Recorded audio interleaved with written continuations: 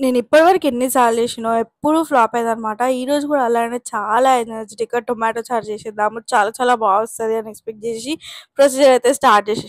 So, ఎన్ని సార్లు చేసినా ఏదో పుల్లగా అయితది లేకపోతే టేస్ట్ అస్సలు అట్లా బాగోదనమాట. సో, ఇంకా మా మమ్మీ చేసే స్టైల్‌ని చాలా సార్లు చూసినా కానీ నాకెందుకు పర్ఫెక్ట్‌గా రాదు అని అనిపిస్తది.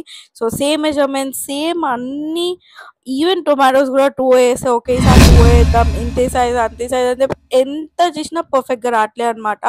సో, దీనికి ఏదో పెద్ద ప్రొసీజరే ఉన్నట్టు అనిపిస్తుంది నాకైతే. సో, చాలా కష్టపడి ఈరోజు కూడా టొమాటో చారు అయితే చేసినా అనమాట. నాకు ఆల్రెడీ చేసేటప్పుడే తేడా కొట్టింది. బికాజ్ కలర్ అండ్ టెక్స్చర్ అదంతా మమ్మీ చేసింది అస్సలు రాలే అనమాట. సో, ఇంక అప్పుడే ఫ్లాప్‌లే అని అనుకున్నా.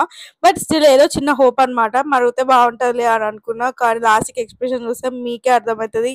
చాలా అంటే చాలా పుల్ల వచ్చిందనమాట అసలకి. So, yeah! ఈసారి కూడా డిసప్పాయింట్ చేసింది. That's it for today. Bye guys. Subscribe.